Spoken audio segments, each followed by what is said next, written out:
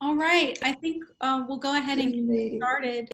I'm gonna, well, actually, Margaret, do you want to introduce our guest speakers tonight? Yeah, it seems like everyone seems to know one another pretty much, or a lot of you know one another here tonight. We have a few special guests. Pat Crawford, who is not usually part of our meetings, but he's the executive director of WUWF, in case you didn't know. Teníadé Broughton, who's our guest speaker tonight, and Pat will tell us a little bit more about Teníadé, and the two of them have worked together on some projects and how that's related to the initiative. And let's see, Joe Boyles is not here yet. He was going to be attending, but for those of you who don't know, he's part of Boyles & Boyles Attorney at Law. It's a top-rated real estate planning, tax, and corporate counseling law firm here in Pensacola. And Joe has been a supporter from the very beginning of the book club. And he's attended every one of our gatherings. And actually, I guess the last meeting was at Kingfisher, because we were doing these in person. And there was a question that arose, a legal question, and Joe was right there to kind of address that, as did Barbara, who's also another attorney. So this should be a good evening. And so Anna Wall is joining us tonight to tell us about the big read that's going to be happening in the month of November. And I know you do have to leave early for the other events, so we're going to hand it off to you, and you can tell us about the big read. Great, thank you. And thank you for letting me sneak in the beginning of your meeting and tell you about this program. I apologize, I have a very noisy cat in the room with me. The Pensacola Museum of Art received a grant from the National Endowment for the Arts to sponsor a community read of Joy Harjo's An American Sunrise. We're hosting the read and the programming in partnership with the West Florida Public Library and several community partners, including UWF, the Santa Rosa Creek Tribe, and SHARE, the Schoolhouse for Reimagining Education. So we're asking everyone in Pensacola to read An American Sunrise next month. It's Joy Harjo, who is a poet laureate, most recent anthology of poetry, and it's inspired by her return to her family's homelands in Alabama, which is formerly Muskogee Creek territory, and is all about her family's displacement, her discovering her family's roots, and also her own personal journey. We are having a whole month of programming. There will be 5 different virtual book discussions hosted by different moderators. Joy Harjo is doing a virtual keynote address on November 19th in partnership with the Downtown Lecture Series. We're also having a foraging workshop with the Santa Rosa Creek Vice Chief. We're having an open studio art making program at the Bay to make some traditional Native American crafts. And there's several other virtual programs related to poetry, storytelling, and Native heritage throughout the month. So it launches on October 28th. You can visit our website for a full listing of events. You can also pick up a free copy of the book at the Pensacola Museum of Art or any of the public library branches.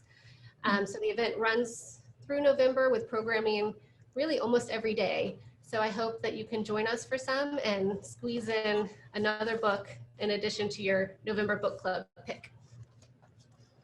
I think a lot of us read more than one book at a time. The nightstand. Yeah. So thank you very much for telling us about that. And it sounds like a really good lineup of this is going on for the entire month then. Yes, the official dates are October 28th through November 28th. Okay. Well, with that, I think we can turn to Pat, and if you would introduce Teníadé and tell us a little bit about the project. I think you both have been working on some projects together here locally and tell us a bit about that and about Teníadé. And again, for anyone who's just joined, Pat Crawford is our executive director here at WUWF, and he is also the mastermind of the Radio Live downtown, which of course is now on pause, as most things are downtown, but hopefully 2021 will be a better year. So Pat, the mic is all yours. Thank you, Margaret. Yes, welcome everyone. Gosh, I'm glad to be able to participate tonight. And when I discovered what the book was that the club was reading this time, I thought immediately of my special guest tonight, and I thought that she would add a great deal to this discussion of the book. Teníadé she's a historian not only of Black history in Pensacola, but Black history in general and American history. But her specialty and her first love, I think, is Pensacola history, because she and her family go back many generations to Pensacola, and she certainly has a warm spot in her heart for this area and for its Black history. I've come to know her through our involvement together on a local committee that's been working with Bryan Stevenson's Equal Justice Initiative to actually bring a marker and a monument down here to memorialize the victims of lynching here in our own county. And I really witnessed her commitment to this very important step in racial healing. I also would be remiss if I didn't recognize, I see on the call, and I may not be seeing everybody, but I see Bill Caplander here, I see Tom Garner, and of course Paul Montgomery, and these people have all been involved in this initiative as well. But I just thought, given the fact that we are reading about Bryan, and this is a part of his wonderful work, and I wanted to let Teníadé kind of bring us up to speed, give us a little bit of the history of what the committee has accomplished so far and where we're going now. So Teníadé, welcome. Thank you. Thank you for having me. It's an honor to be here, and it's great to see you again.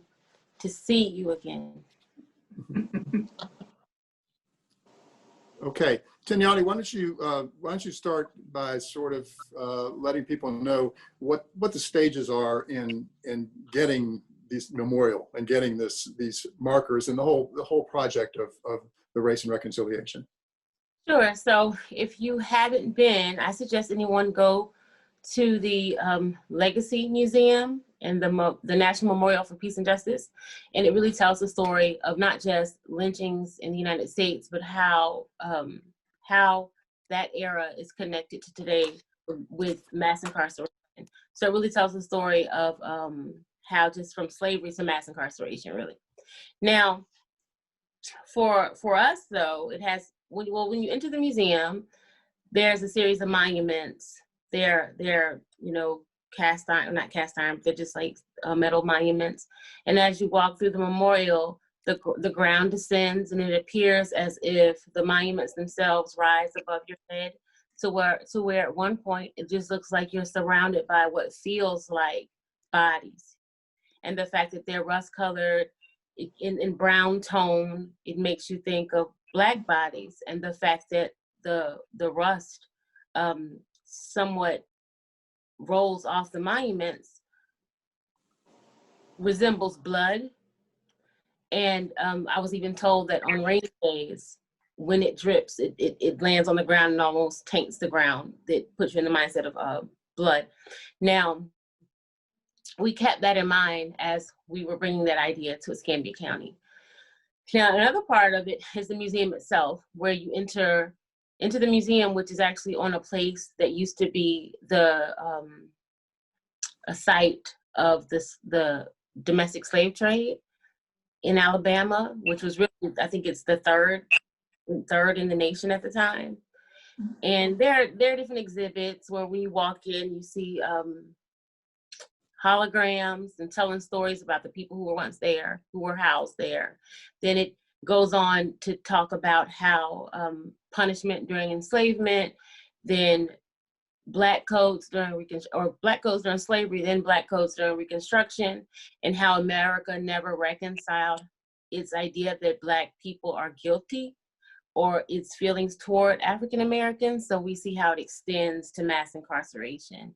By the end, it shows letters written from inmates in prisons, where a lot of those letters can be matched with the treatment of African Americans during slavery from the WPA narratives, or you see about how children are being incarcerated. I even saw a cartoon from our very own, the cartoonist in the PNJ, what's his name? Y'all help me out. Marlette. Andy Marlette, right? There's an Andy Marlette cartoon in the museum about the disparity in sentencing. So that's when you walk in and you see, the first thing you see is the monument. Oh, but before that, you see how there's a statue of Africans that you can tell is supposed to be there, recently off a slave ship, and their bodies are twisted, their faces are twisted, and it's in a Khan word that it means twisting. So it shows how we had to twist to be adaptable to our new environment. Now, as far as getting the monuments here, it's a process. And because the museum itself is expanding, the process adapts for it. Escambia County was early, well, we were pretty early in the process for people signing up to get the duplicate markers. Oh, I guess I forgot to mention their duplicate monuments on the other side of the memorial. So, and those are the ones we are to bring home. And even those resemble coffins. So the process is this. You do a series of community projects, then in what's called the Community Remembrance Project. Soil collection, which we did. And the soil collection ceremony, we went to different sites to collect soil from the lynchings. Lynchings occurred. And I want to give thanks to Tom Garner and the other archaeologists who made sure we were able to collect soil from the general year that the events occurred. And next, so we did the soil collections. That's a story in itself. And I do want Tom to say something about it since he's here. Next, and that's called the ceremony we did for that. And I'm sure you all, what happened there. Next is the marker. I was able to attend the marker unveiling in St. Augustine, Florida. The day before it was to be unveiled, someone stole the marker. And the event was to take place on the St. Johns River, so we're assuming they just tossed it in the river. So it shows how even with us having protesters at ours, St. John's having their whole marker stolen, that people still have this belief that essentially Black lives don't matter. I'll just say it like that. And whether it be in the past with lynchings or even now. The next part would be once the museum starts to release the duplicate monuments, we retrieve it. They've changed that process a bit since the beginning, so no monuments have been released yet, and now it'll be some time before they actually are, because they're still expanding parts of the museum. They just added a new portion dedicated to victims after 1950. So they would like to have more visitors and have more discussions before they start to release the duplicate monuments, but we're still on track for that. Part of it at one time was a essay contest for young people, but now they've separated that from the other parts of the Community Remembrance Project. So it's not necessary, it's just optional now, it's not a requirement. So once EJI starts to release the monuments is when we're back in line to get our monument. And we would like for it to be placed at Plaza Ferdinand, downtown Pensacola. Teníadé, I just want to interrupt for a second. I just want people to understand that when we talk about soil collection, the idea behind that is, number one, the EJI identified people in Escambia County who had been lynched during a certain time period. And I can't remember the exact one. Tom can fill in better on that, on the dates. But basically, we were to go to each site where there was a lynching and gather soil from that site and collect the soil from there. And EJI provided gallon jars, glass jars, which we would fill with soil from the site. Those go to the big museum in Montgomery, and it's labeled as to who this was and the date of the lynching. So that's the whole idea behind the soil collection. And as I said, Tom has, you know, he and Teníadé were literally on the ground collecting this soil. And so I know she wants him to also kind of talk a little bit about that part of it. Right, Tom. So if you can, you know, we had to alter ours a little bit, well, which is good because EJI actually extended the dates. So whereas before they weren't recognizing our first victims in 1875, Jeff Brown and Morris Morris, now they're including those victims. And of course, we had to, that's not on our monument, but according to EJI, what's on their monument is what they've documented, and communities are allowed to add their own. And for example, we had one in the 30s, although it's undocumented on their end, and they have to only go by what's documented, we're still allowed to recognize those on our end. So Tom, you want to talk a little bit about that last one in the 1930s? Yeah, they're what we, am I being heard? Am I on? Yeah. Yes. Okay, all right. There are what we would refer to as public lynchings or spectacle lynchings. These are the ones that made the newspaper, and there were large crowds generally, and you know, so forth. And in Escambia County, there were 7 of those that we're aware of. But in addition to that, there were, you know, some undetermined number of lynchings, extrajudicial killings that we just, who knows how many, because they weren't publicized, they didn't make the newspaper. And there's several examples that we have evidence of. One is a young man, he was about 20 years old. His name was William Dawson. And he lived with his family over close to where Bailey's Farmers Market is now. And he worked at what was called a tourist camp back then. It's basically what we would call a hotel or a motel today. And he was found by his family. You know, the family lived a short distance away, and he would go back and forth from work to home on a pathway through the woods. And he didn't come home one evening, and his father went to look for him, and halfway up the pathway, they found his body. He'd been shot with a shotgun and murdered. The local constable arrested some black men and accused them of the crime, in part because one of them owned a shotgun. It's like, you know, nobody else in the world owns a shotgun, right? And it never was even brought to trial. It never was brought before a grand jury. Nothing happened with that, which tells you that there was just nothing to it. And the story that the family was told by white families in the area was that William Dawson was, you know, laughing and joking with a white girl at the tourist camp. This was 1934, and that these white men saw it and killed him. You know, which is technically a lynching. It just wasn't, you know, didn't make the newspapers and that kind of thing. He was 20 years old, was saving up money to go to college, and that just kills me. There's a similar example in the white community. It's not just in the black community. There was an old fellow named Joe Petty that lived up in a place called Bogie, which is close to McDavid in the north end of the county. And he related the story, he was in his 90s, and he related the story of how his family murdered black people that came down a certain stretch of Pine Barren Road up there. And again, there's no documentation of this. It's the family story. So you've got these stories that run through people's families, what we would call oral history, that document that a lot more people were likely murdered or lynched than what we have a record of outside of oral history.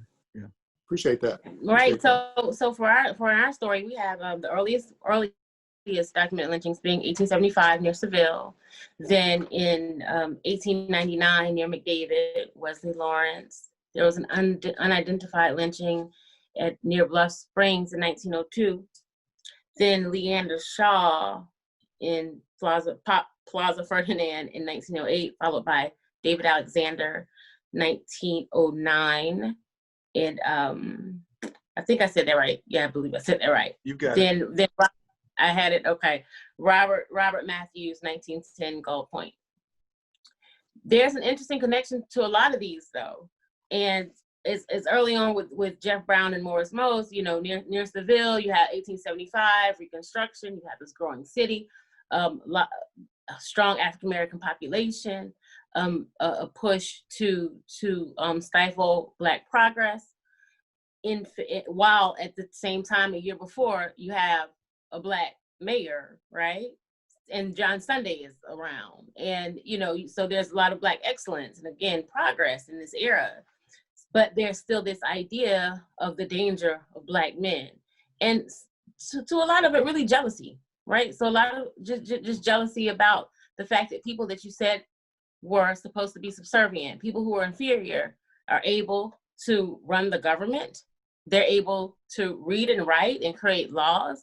All this is a natural challenge, or not natural, I should say more, just a challenge to the social construct of what race is supposed to be and to white supremacy. Then, of course, by 1899, this is post-Reconstruction, and African Americans, when we look in the jails, we see more African Americans being held in jails. And it just goes on and on with these trumped up charges, or just, this is when Black men could be arrested for vagrancy, or people out in the country who had signed contracts to be basically sharecroppers.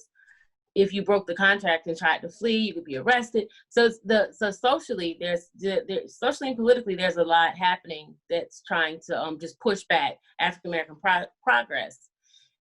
With Shaw and Alexander were different. Shaw was on a turpentine camp. I believe he was on a turpentine camp. Was he?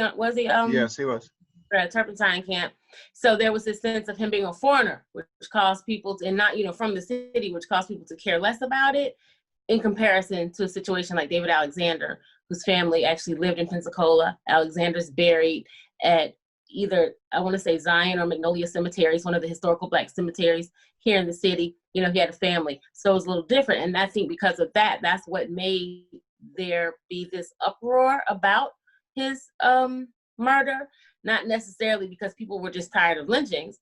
He was more connected to the community.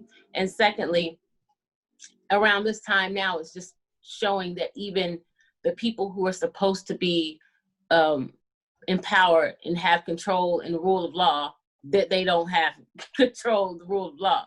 So then after that, we see Robert Matthews at Gull Point, but there's an interesting connection between most of them from 1870, I want to say, well, I'll let Tom speak on it, about the interesting connection that weaves between all of them.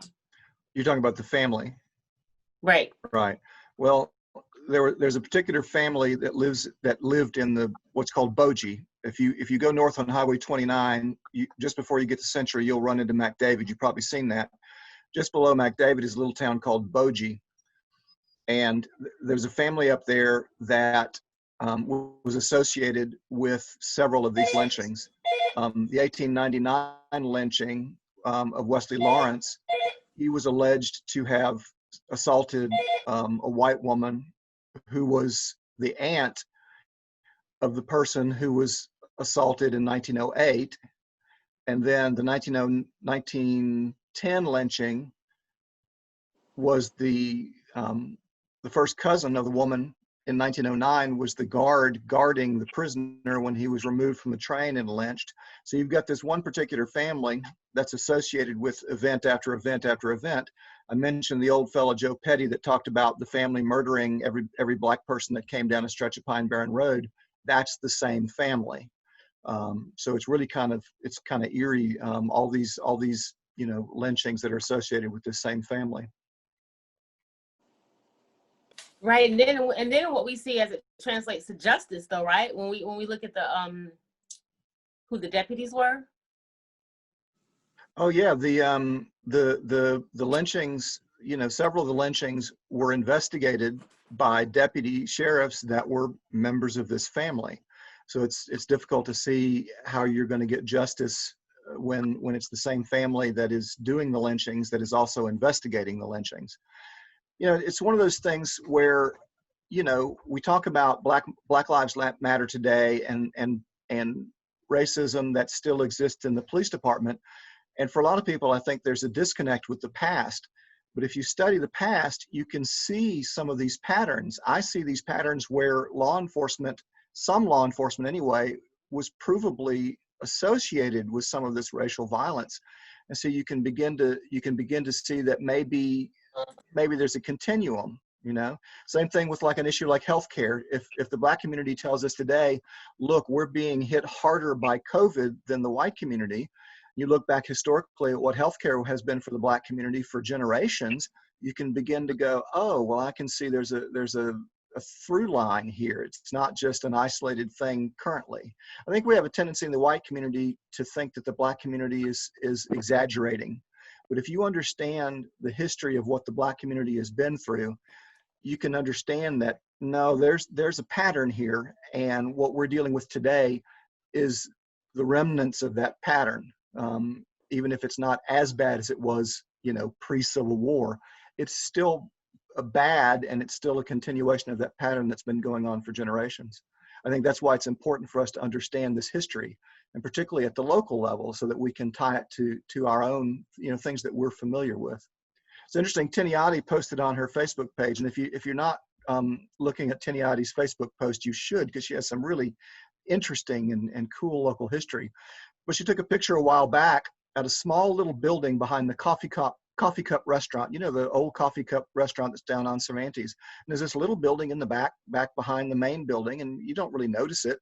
But she took a picture because she had only recently found out that up until a certain point in time, if you were Black, that's where you went to get your meal. You didn't go in the main building, you went to the little building in the back. And we've got lots of little connections like that that are still around to what this history is. And I think it's important for us to recognize those connections and understand them, because it becomes more personal. It's not something that happened someplace else. We can understand that these things happened here in little old Pensacola too. Right, and in addition to it being personal, it's so profound that we see it at every level, right? So it's our story, it's American story, but then we see how there's a connection between these states that had the highest numbers of lynchings to now having the highest number of people on death row. And it's that thread that you were talking about, that connection from the past to present. So much so that a couple of years ago, Jeff Sessions, this was his comment when he was giving a speech to the Sheriff's Association, the National Sheriff's Association in February 2018. How funny was that, being that it's Black History Month? But he says, I want to close by reiterating my deep appreciation and profound thanks to the men and women of law enforcement.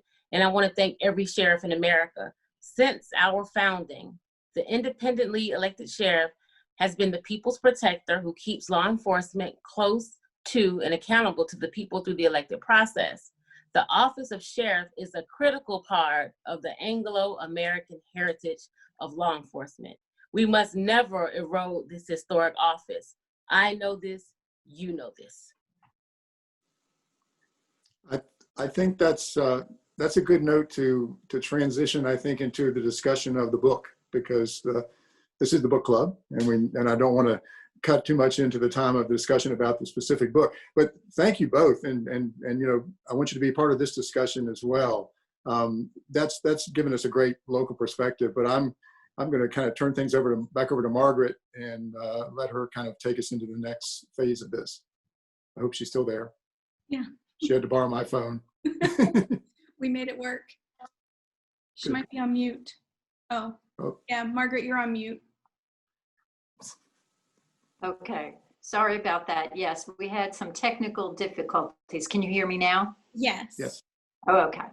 Okay. So I don't know, did you get any questions during this time period?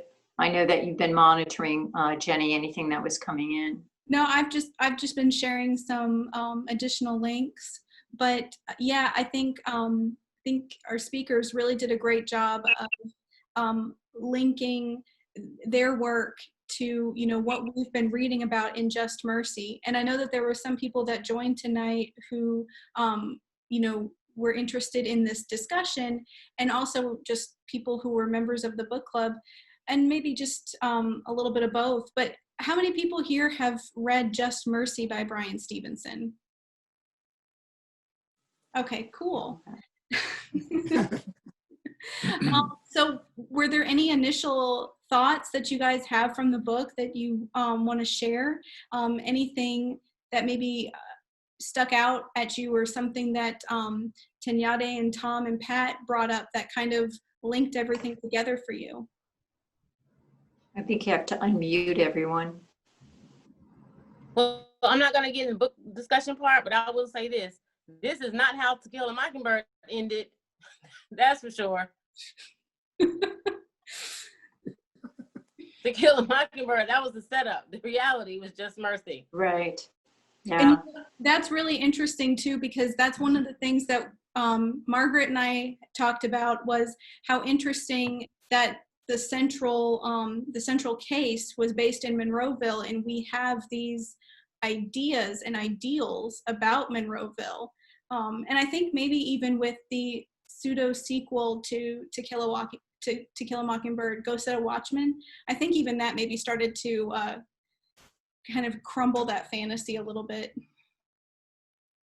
Has anyone that's on this tonight, have you ever lived in Monroeville? Because I know there were a couple of people that have been participating online, have actually lived there. And I did speak to one of the people, they're not here tonight. And oh, you have, Sandra? Yeah, yes, I did.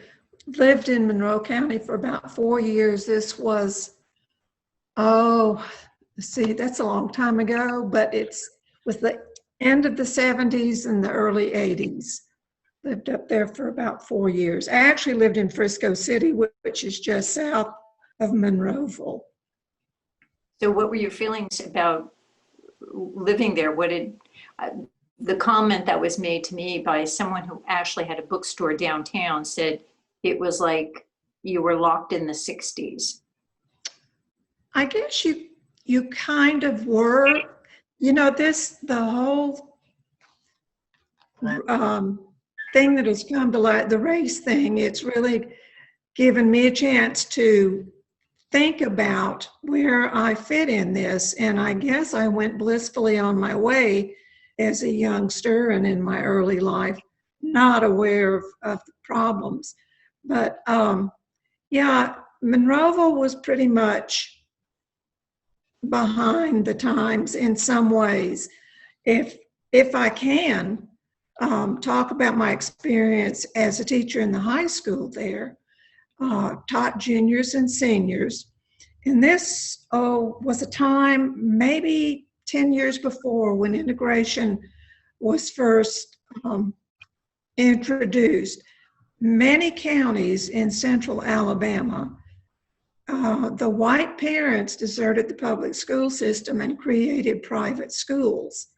But in Monroe County, the parents decided, well, a substantial number of parents, there was a private academy, but enough parents said, no, we want our school to be a school where people can intermix and share ideas. And the last class that I taught was the first group who had gone from kindergarten through high school together. And they were very aware of that as Black and white. We had some East Indian students as well. And they were quite proud of the fact that they had done that. It was an excellent school, by the way. And because the white population had not deserted it, they had a fine new high school where I know if you were a little bit further north, what's the next county up? I could have told you 10 minutes ago.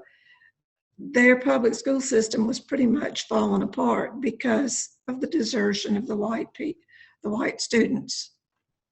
So I just wanted to throw that in about Monroe, that it wasn't totally what we read, although what we read was very touching, and I have to say I was very much affected by what I read. Yeah, me too. Now, has anyone met Bryan Stevenson? You have. Can you tell us about that? Which you were you talking to? Paula? Okay, yeah. I heard him speak. I went to the opening of the museum and on the monument. And he, of course, spoke in person.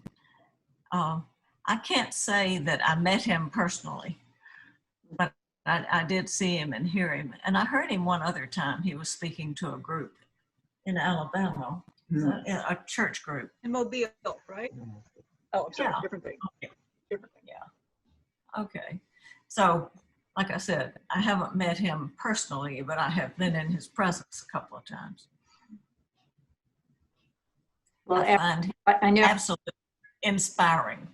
I bet. as is the book. I mean, I was just, I would love to meet the man. He overwhelms me with how much work he has done and how humble he is at the same time. I thought when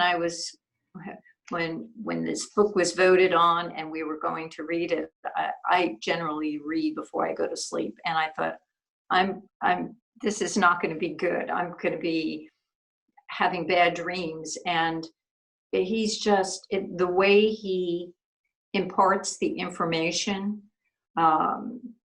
there's just his spirit is just so gentle, and the way he interacts with the people that he needs to defend or their family is just, it very much impressed me. I'd love to meet the man. Yeah. So Bryan was the speaker at Joe's law school commencement in 2005 at the University of Alabama. And very inspiring then, especially for a group. It was a very young law school class, and a lot of them were going out into, like Joe, public defense work and things like that. So it was just it was a powerful speech before we all really knew that, before they had all kind of gotten their feet wet in that type of work. It was a great way to set off. But I wanted to keep y'all in the loop. This year is the 50th anniversary of the Episcopal Diocese of the Gulf Coast. And as part of the celebration for that, we were really hoping to be able to, it was planned for the first weekend in December to host both presiding Bishop Michael Curry and Bryan Stevenson on the same stage at the Civic Center, huge community event. And unfortunately, due to COVID, I think, obviously that's shifting and changing. They have not decided if they're going to do that as a virtual event or not, or just postpone it to a celebration when we can do that at a safer time. But I'll certainly keep this group in the loop, because it would be so amazing to have those two individuals in our city, for such a grand event to talk about social justice and their hearts for that. So. I was telling Margaret about this the other day, but I did not have the specifics in my head, and I just sounded That's dumb. why he keeps me around. just sounded dumb. Keep us in the loop. I think Yeah, to attend. Did anyone, this is probably a silly question, but did anyone else feel just like tired and overwhelmed when they read the book? Like, I couldn't imagine him taking on all of that work, and it was so many cases on top of each other, but every case was so affecting. It was just like, there was nothing simple to any of them. They were all so egregious. I actually listened to the audio book for maybe a chapter, and then I'd have to take a break from that because he's so earnest in his reading of it, and to hear it in his words, in his voice. And then I'd switch over to reading it in the book, and then I'd switch back to the audio book. I kind of had to go back and forth because I did feel like, for me personally, it's like each chapter mounted and escalated that was in a very personal way. I was affected very early on in the book by certainly the main story. But then the chapter on the women and their miscarriages struck me very deeply. And then it hit even physically close to home with the case in Escambia County. And then I'm a teacher, so the juvenile chapters, like it was one on top of another. And I really did have to take my time through the book and honor each story, because otherwise the weight of it was was heavy, but it was so important. And each one, I feel like he honored each of those pieces of his work in a really powerful way, that they still stand out so individually. Mm-hmm. Gave them all equal weight. There was one, not getting political, but I mean, did anyone's opinions on our justice system, on juvenile justice, on, you know, on death row, did anyone's opinions or feelings change reading the book? Yeah, mine definitely did. As I said, that this book probably has had a more profound effect on my thinking than anything else I've read. But yeah, I'm looking at things in a whole different perspective. You know, where you look at young people and think, well, they knew better. But we're finding as time goes by, they don't necessarily know better. And we really need to honor the cutoff, what is it, 18 or 16, from juvenile cases to adult cases. And Joe should know that. It's 18. 18. Yeah, we really need to honor that no matter what the case is. Young people just, I mean, there's so much that they haven't understood, and there is so much that can change as they age, that I'm just not in favor of prosecuting young people as adults. Also, I read the book a couple of years ago, and Bryan Stevenson is a superhero. There's just no question of it. I don't know how he does what he does. I couldn't do it. Just the brutality of it. But for me, it wasn't a surprise to read the book. It was just more the same. I've been researching, you know, racial violence in this area for almost 20 years now. And so to me, it's just like, well, it's a continuance of the same thing. And for me, that's the key. You know, those of us who work in history and also work in archaeology, we like to say that, you know, the purpose of history is for us to learn from the past, but we don't ever really do it. You know, it's interesting, it's fun, I love it, but do we really change anybody's life with history? In this case, when we're looking at Black history, or what I like to refer to as Black and white history, because it's white history as well, we have the opportunity to actually see the patterns, see the continuum, and make changes, right? Well, Bryan Stevenson describes it's been going on for generations and generations. You know, I'll never forget, there was a fellow named, now I'm going to forget his name. He was a Black man that was put on trial here in 1922 for having killed a white man. And he went to trial with an all-white jury. Albert Thompson. Those of you who know about the town of Jay, that was the incident in 1922 that led to Jay becoming a sundown town, where black persons were not allowed to be under penalty of physical harm. And you know, it's the same thing that we're seeing today, that the discrimination and the punishment, and it's just a continuation. Did anyone have any questions for Teníadé or Tom? Yeah, I do. Tom, with you, well, both of you, when you were doing your research, where did you go? Where did you look? And is that then, where is that? I'll start, then Teníadé, you pick up after that. Teníadé is an excellent researcher, by the way, so she'll have some good information. I'm sure Teníadé knows it completely. I'm just asking if you.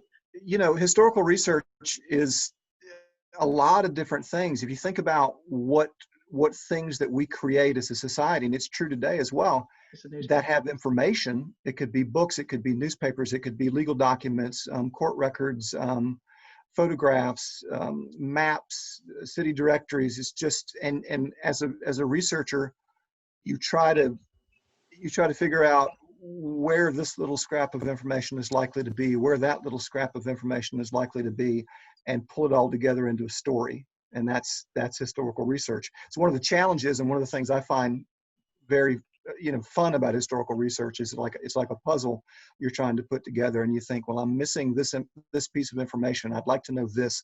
Where am I likely to find that?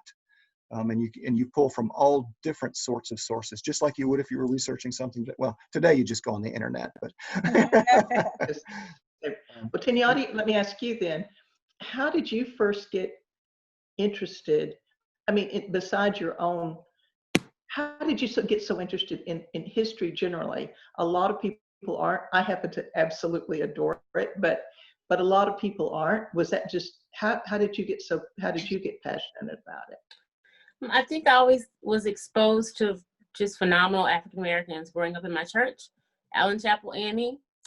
And I would hear the stories about Chappie James, who was a member of the church, and Lieutenant James Polkinghorne, who was a Tuskegee Airman, whose family is still at the church. And we had, Dr. Elmer Jenkins, who had to fight in the courts to get a space on city council. And, so I always came up around these historical figures. But then when I went off to school to Florida A&M, and we would learn about Florida's history, and I'm like, wait a minute, that book, y'all talking about my church, y'all talking about my city, y'all talking about my, and so I was like, well, why am I learning so much in college about the place that I came from, but really didn't learn about it when I lived there?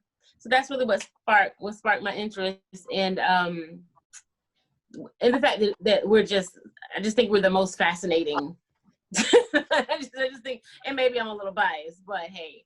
No, Pensacola's got a great history. I mean, we've got just a little bit of everything. Right. It's really good. Here, right? We're the Kevin Bacon of cities. Right. No, we're closer than 6 steps removed, I think. So as it ended up, and plus I'm into genealogy, my grandparents actually came here from Monroe County. They lived in Monroeville, but particularly this little town called Burnt Corn, Alabama. Oh, yeah. And on my maternal grandfather was actually his family from Tulsa, and my great grandparents survived the Tulsa massacre in 1921. Wow. And he was born a few years after. And I just posted something because there's a show called Lovecraft Country. If you ever have HBO, watch it. A part of it mentions the Tulsa massacre, and it made me think about the one time I spoke to him about. They wouldn't talk about it. They just wouldn't talk about it. But when I was graduating from high school, he told me, I'm proud of you. I wish I had more to give you, but I don't have much, but we used to have a lot. And I know this was a reference to whatever happened to them in the 20s. So it happened to his parents in the 20s because he was born a few years after. So I think just as a part of my DNA to kind of carry those stories with me. And as my family's historian, we've literally had a family historian. Like the last one passed away, and I recently was given the 1885 Bible, which is like this thick. So there's a real family historian, and so I'm that now. So I think it's just a part of who I am, and it makes me know that not always have we been in these conditions. There were people who fought and died for us to be where we are today, and I'm always walking in awareness of it. Teníadé, that is the most wonderful story. I mean, I love that. I love that. And I love that you're going to carry that on. Teníadé, I mean, really, that's so important. It's important that everybody have a family historian, and most of us don't. Just to pass things on, and to pass on both the good and the bad. And I think a lot of people hide the bad. They do.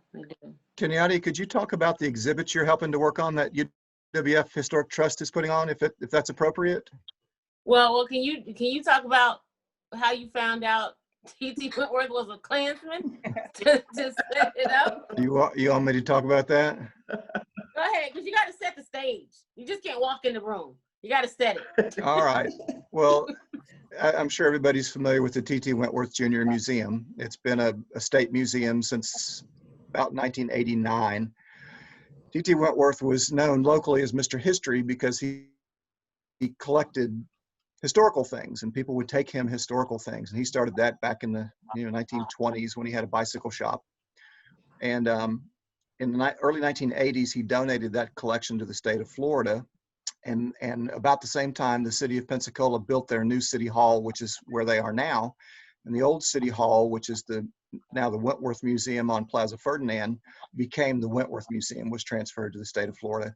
And over time, it became the property of the University of West Florida's Historic Trust. There were some documents that came into the museum at the end of last year from the Wentworth House. Things have been trickling in over the years.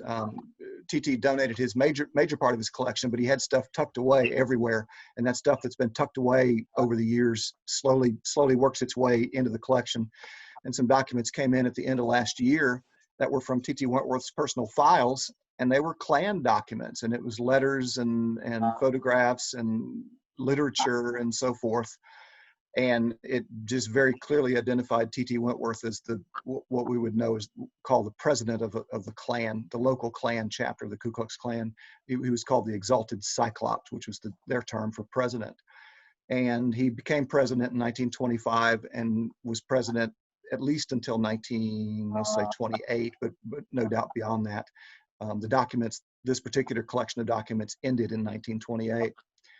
And it was in the newspaper here a couple of months ago, and the university is in the process of trying to rename the museum because, of course, you don't want to have a major public facility named after the leader of the Klan. So that's that story. Is that what you wanted, Tania? All we're talking about earlier, because remember, some of the letters were to the governor, right? There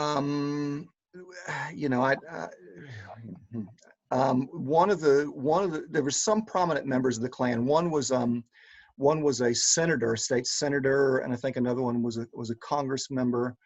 T.T. Wentworth himself was elected a county commissioner. When he was involved in the Klan, he was an acting county commissioner, and then became the area's tax collector. You talk about these connections. That family that lived up in the north end of the county at Bogie, the patriarch of the family was a county commissioner. So there were a lot of folks that were in positions of power that held these attitudes and views, and it had a real effect on the community. Is there still Wentworth family here in the area? There are, but his children have all passed away now, so it's down to grandchildren and second cousins and those kinds of things. Yeah, and I don't know much about them in detail, but I do know they are around. Yeah. So essentially, what we're working on, it's really by the University of West Florida Trust, and it's supposed to be an exhibit about Black citizenship through the New York Public Library, but we're adding the local history. We're going to add local history to the project, and it's really talking about 1865 to 1965. I've been able to collect from people in the community, because remember, when the person who is called Mr. History, and he's the collector for all the city history, but he's also a Klansman, like he's not trying to collect Black history, right? So what we see is the collection is missing from the collection is African-American history. There's always been a push to have a Black History Museum. We have small house museums, like the Chappie James Museum where I am, the Ella Jordan Home. There's a little bit at the African-American Heritage Society, but not a real, Black History Museum like you would see in a city of Pensacola's size. So we're trying to introduce people to the city's Black history with this exhibit that's going to be on the 3rd floor of the Wentworth Museum, telling really our story from of course, introducing it. You never want to tell the story of the Black experience with slavery because we predate it. So we have to find places to talk a little bit about the African experience, how we got here, our role here, free people of color, what it was like under enslavement, what it was like through the Civil War and Black Reconstruction. And I think then it'll highlight the progressive era and how, you know, Booker T. Washington's connection to the city. And of course, you know, going back John Sunday, because I'm president of the John Sunday Society and I love him so much. And we're going to pass it through to talk about the World Wars and African American participation in those wars, and finally ending it at the sit-ins downtown. But it's long overdue. It's a story that needs to be told, and it really shows how we've always been a multiracial community, but the narrative has excluded us from it for the most part. So now we're here to place ourselves back into Pensacola's story.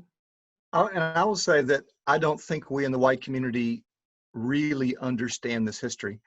I have a friend who several years ago went through the Civil Rights Museum in Atlanta at the Martin Luther King Center. And this is a real, you know, this is a guy that's involved in the community. He's a good person. He volunteers. He's just, you know, he's a good guy, right? And interested and informed. And he said he went through that Civil Rights Museum, and when he came out the other side, he said he was in tears. And he said to me, he said, I just didn't know. I didn't know how bad it was, you know. He had never seen, he's a little younger than me, he'd never seen the videos of the dogs being called on Black protesters or the fire hoses and so forth. And then I have another friend who's actually involved in local government. This is a person that's high up in local government, not an elected official. But he went through the museum in Montgomery, the Equal Justice Initiative Museum here a year or two ago, and came out the other side deeply, deeply moved and saying, basically, I didn't understand how bad it was. And, you know, when you're someone like me that's a historian that has researched these things, and I'm white, I get a picture of how bad it was. Most people don't understand how bad it was. And so what I want us to have here in Pensacola on a permanent basis in a prominent location like the Wentworth Museum or some other prominent location is a place where our citizens can walk through, and when they come out the other side, they're moved because they finally understand the depth of what happened. It was not anything close to a picnic. It was terrible. And the second part of that is to then recognize that the Black community is still having these things go on today. It may not be as bad, but it's still bad, right? And that history informs us and helps us understand that, oh, this is real. The Black community is not exaggerating. Right. Remember when we were talking, Tom, and I shared with you how my aunt told me how when they were younger, they weren't allowed to go into the store to try on shoes. So they had to cut out their footprint in cardboard and take the cardboard to the shoe store. And, you know, that's how they were able to see if they could fit the shoes. So just the fact that you can't even try on shoes, and this was in the, I guess, late 50s, early 60s, it had to be because so just the fact that you couldn't try on shoes in the store. And I didn't know that. That just floored me. You know, how do you try on a pair of shoes with a piece of cardboard cut out the size and shape of your foot?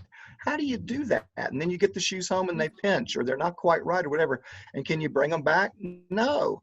And that's something that those of us in the white community just never experienced. And it's funny, I related that story to Robin Richard, our friend, and she's another local Black historian. And she said, it wasn't just shoes, we couldn't try on clothes. Right, you know? Clothes. And it just, so, you know, you can't eat, you can't shop, you can't get from point A to point B, you can't get educated, you can't go to church, you can't be buried in the same cemetery. It's shockingly bad. And we in the white community don't know it yet. And if so when it turns to justice, if you're taught, if a person is treated like that their whole lives, or if you treat a person like that, or because you're taught to treat somebody like that, you're going to see them as inferior, right? Yeah. Even in the ways that might be an unconscious bias, you're going to just assume that they're second-class citizens and that they don't deserve to try on shoes and clothes here or sit at this lunch counter. So remember when we went to collect the soil at was it Ray's Chapel? Oh yeah, up in the north end, yeah. Right, and we later on told the family member of Lily Broughton that I went out there, and she was like, "You went out there?" Well, I'm going to tell that story. You guys, Teníadé is kind of a miracle if you didn't know this. We did the soil collection ceremony a couple of years ago in Plaza Ferdinand, and it was in the newspaper and on the television and that it was going to happen. And we had a couple of protesters show up. And they were descendants of the white woman who had allegedly been murdered by Leander Shaw, who was lynched in the plaza. And they came there to disrupt the thing. And you know, Teníadé comes and I say, Teníadé, we need to just let the police handle this and so forth. She said, no, I need to go talk to him. I said, no, Teníadé, I've spoken with him. He's bound and determined to cause trouble. We need to leave him alone. She said, no, I need to go talk to him. My God, she goes and talks to this guy who's determined to disrupt the ceremony. And in a few minutes, she's got him talked down and made him part of the ceremony. And it was just the most incredible thing I've ever seen in my life. Teníadé is somebody really, really special if you don't know that. Wow. Anyway, after the whole ceremony's over, we're standing around talking to these two folks that came to disrupt the service. And we're talking about having collected soil up in the north end of the county and having visited the little cemetery at a little church called Raised Chapel, where this family at the north end attended church and all their family members are buried in this cemetery. And I said, yeah, Teníadé and I were in the Raised Chapel cemetery the other day. And the older lady looked up, she says, you were in Raised Chapel cemetery? And she says it to Teníadé, just shocked. And her son said, it ain't like that no more, Mama. But she was shocked that a black person had been in this little cemetery up in the north end. That's how bad it was. But remember, we did see a sign for a black person. There was a Mike Hill. There was a vote for Mike Hill sign. Well, there was a vote for Mike Hill sign right there on the side of the road too, which was kind of ironic. Right. We won't talk too much about Mike Hill since he got defeated. We'll let him go off into that good night or whatever it is. Teníadé, how are you being funded? Is that from the UWF Foundation? I mean, what can one contribute to? It's a great Yeah, well, just donate to the Historic Trust. What I'm doing right now, though, is I found a photo, actually in my family album, of it had a background to it that I thought was pretty unique, and then I started seeing the photo other places, and I went to the WEAR. Yeah, to WEAR. And it was like, look, we have this photo. This is the background. The photo studio was in Pensacola, in Belmont de Villiers, and this was the name of the photographer. That's all I know. Soon after, it made its rounds, and a woman who lived, I don't know, somewhere else contacted me, and she was like, yes, that the photographer was my grandmother. I have tons of photos with that same background. And people started inboxing me pictures of their family members with that same background. So now for the exhibit, we're going to reproduce the background and let people take pictures in front of it.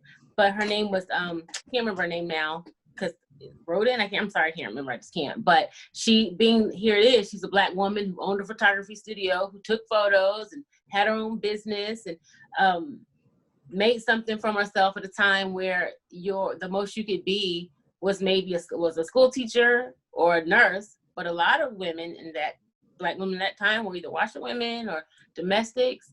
But she found a way to start her own business right there in Belmont de Villiers. So yeah, I think the outreach for that to the African American community about collecting history it hasn't been there, and it's really my responsibility because I'm from the city, and people in my community trust me, and that's just really what it is. They trust me to give me their things. When I was doing an oral history project, I brought down the University of Florida to collect oral histories. They were willing to talk to UF because they didn't want to talk to local people, because sometimes, again, remember, this stuff is connected and these families are connected. So they felt safer bringing in a group from the outside. Then there is, they know that if I say we're going to take care of your whatever you decide to donate to us or loan us, they can call me, they can call my mama, they can go to my church. They know where to find me if something, happens. It just doesn't disappear and it's never seen again, which is typically what's happened in the past. So I'm trying to help the university correct or just heal their relationship with the Black community. And there was a man who who told me, you know, after Dr. Vernon McDaniel died, I saved all of his papers. And Dr. McDaniel died, I want to say in 2000. So he's been holding his stuff for 20 years. And I was like, well, how come you didn't just give it to the, he was like, no, we were waiting for somebody like you. Now you can come get it. And my, Dr. McDaniel sued the school board to get equal pay for teachers in the 40s. His attorney was a young Thurgood Marshall. And this man is saying I have his papers. Really? Wow.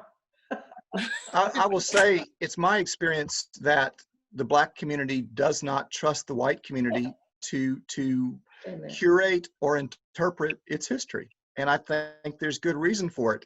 Mr. History was the head of the Klan. I mean, you think about this, and he's not the only one. And it was not something that was unknown in the Black community that T.T. Wentworth was associated with the Klan. I've heard that for years and years.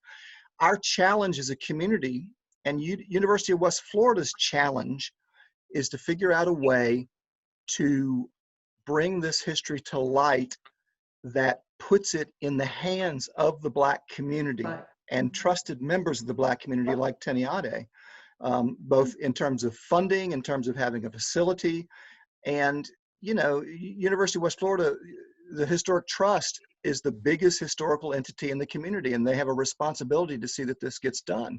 Hasn't been done in the past because I've been a historian here locally for more than 40 years, and we just don't like to talk about this stuff. And so therefore it doesn't get interpreted, it doesn't get collected, it doesn't, you know, and we have to make a concerted effort to change that. Right. You know, a woman sent me a message saying, you know, there's the lynching of Leander Shaw. She has one of the postcards. Wow. She told me to come get it. She's had it for years. She told me I could have it though. And that happened in the plaza. Wow. That's just where we are. So we've come far, but we have a long way to go. We're working on it. But Teníadé, you don't have a nonprofit yet that's yours. Well, I'm president of a group called the John Sunday Society. That's what I was asking you. Okay. And our organization formed in 2016 when we were trying to save the home of John Sunday, who was a prominent African-American here in Pensacola. I mentioned him earlier tonight. He was Reconstruction legislator, you know, and although our efforts, I'm not gonna say our efforts failed to save the home. I mean, maybe our efforts failed to save the home, but we still saved his legacy. We've identified houses that he built. We got more people interested in Pensacola's historical preservation efforts. So yeah, so that one, John Sunday Society. And we made a list of, I wanna say 7 to save. Was it 7 or 8? I'm sorry, it's all blurring together. But the state picked up one of our buildings and put it on the Florida Trust for Historical Preservation as one of their 11 to save. So we're getting some recognition in historical preservation by the state and other big entities in Pensacola because of it. That's excellent. Okay. We really appreciate you provide. Oh, I think there's another question. Is it Mr. Montgomery? I'm Bill Caplander, and I've been around for a long time. I'm originally from New Orleans, but I've been in Pensacola for like 45 years and been active in lots of stuff over the years. When we talked before about Bryan Stevenson and having talked to him, I've had short conversations with him. I've been to 2 or 3 different places where he gave speeches, and then you can have a chance to talk to him, and you can do that. And what I find is what he understands is what a number of really, really smart classical 60s era civil rights people understood, is that the whole idea of this education and getting the truth out is to get to the reconciliation part. Right. That's really where it is. If you cannot bring this to a reconciliation, then the job is incomplete, and it doesn't get us to where we need to be. I'm on the board, and have been on the board now for almost a year, of the African American Heritage Society here. They've been around for 30 years, and they're laying plans for the next 30 years. And they've had pretty good success with many of their projects, and there's more new stuff to go. There's a number of other organizations that are working on this. The other thing that you need to know is that the history, and Teníadé is aware of that, but we have a person here who lives in Pensacola, Julie Patton, and she's always been very interested in this. She started a group called Race and Reconciliation, which met in the Bowden building. And then Paula has been very active with the League of Women Voters and in juvenile justice stuff. And over the years, and when I say years, I'm now talking 4 or 5 years. Or more, yeah. We've been doing that, and we've been videoing this.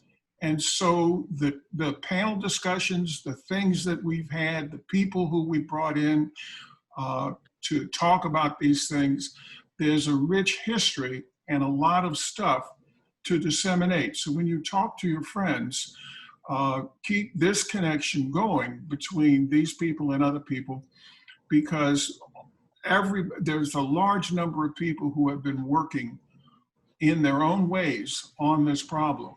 One of the big lessons I've learned, and I'll shut up after this, is that the hallmark of a good idea is not that you had it. As a matter of fact, it's probably not a good idea unless someone else has had it. And if you really are interested in fixing and getting to reconciliation and getting to a place where things actually get better, that's why when you come across and you say, this is a terrible injustice, start looking for the other people who have been working on this for years and get to them and get in conversation with them. That's what's going on in Pensacola. So we're living in a very exciting time. The university is a big part of it. The city is a big part of it. Teníadé's work. A lot of people want us to get to a better place. And stay tuned, because it's going to happen. Right. I'll add that what we're seeing though is like Bill, just a lot more white folks being willing to be a part of this conversation, and it's admittedly uncomfortable, right? Who wants to talk about lynchings? But it's a part of that. The sequence is truth, reconciliation, and repair. And right now, as a community, we are in the truth telling part of our process. And it's just, we're gonna have to do that first before we can get to the reconciliation and repair.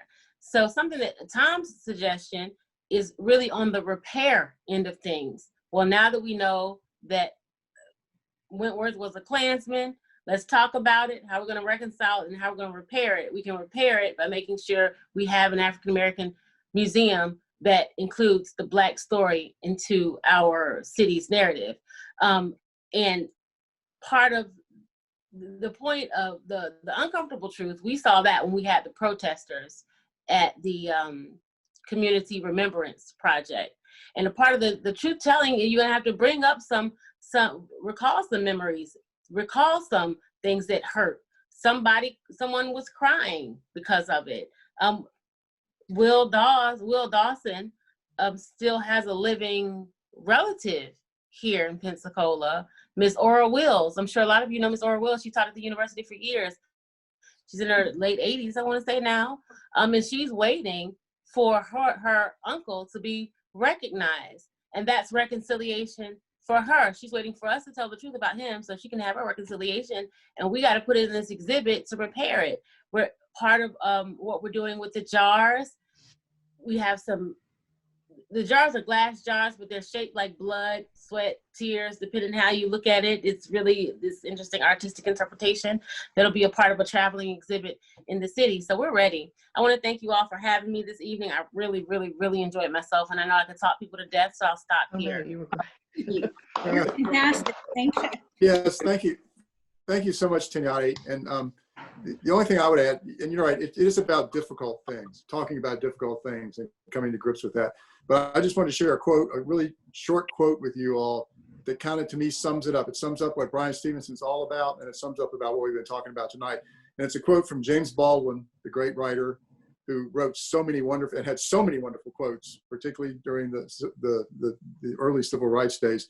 But this is my favorite of his. It's not everything that is faced can be changed, but nothing can be changed until it is faced. And to me, that sums up the whole thing. So just something to keep in mind.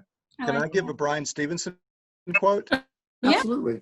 Bryan, the thing that impressed me about Bryan Stevenson, he said something along the lines of, each of us is more than the worst thing we've ever done. Right. And we like to think of that in terms, we tend to think of that in terms of the folks that are imprisoned or on death row, and they are more than the worst thing they've ever done. I'm absolutely certain that Bryan Stevenson would apply that to T.T. Wentworth, or Klansmen, or this family that lived in the north end of the county, or people that participated in lynchings. And so I think we in the white community need to understand that this is not about retribution or revenge. It's about getting to the truth so that we can all recognize each other's humanity, even those of us who have done bad things. My family in Georgia participated in things at the turn of the last century that were along the lines of lynchings and so forth, And so if Bryan Stevenson, with everything he's done, can say that we're more than the worst thing we've ever done, I think that's an important lesson. Yes. Lovely. And before we wrap things up, I just wanted to thank Joe Boyles, our book club sponsor, for helping us. Yay! Yeah, thank you. We really enjoy the book club, and it's been kind of a lifesaver for a lot of people in the pandemic because it's already been online. We were ahead of the curve. Yes. Right, We would not be here without Joe. Yes. Thank y'all. I have loved supporting this group and supporting this outreach from WUWF, and this book in particular meant a lot to me. I'm a former public defender and did a lot of criminal defense work, and really enjoyed this book. Bryan actually spoke at my law school graduation. Oh, was he out when I mentioned that? Apparently, I had to step out to grab He's your ahead of you. Well, we invite you all, whether you're a member or not, to join the book club. It's free. We're currently reading a book, Penchenko. I don't know if I'm pronouncing that right. I've only read it, not heard it. But you can also continue your discussion on Just Mercy, and a link to the book club is in the chat if you're interested. It's very you can read it, you can read when you want to read, you can participate when you want to participate. It's really up to you. So it's fun and it's not intimidating. And Jenny has done a great job tonight. As she has been following the discussion, she has been sending through the chat links to virtually everything we've talked about tonight. So you can dig really deep if you just follow the links that she's been putting out on chat all night tonight. Oh, great. Yay. Thank you. Yeah. All right. Well, I guess that has been book club. Thank you guys so much. Thank you for participating, everyone. And thank you, Teníadé. Very much. Thank you. Thank you.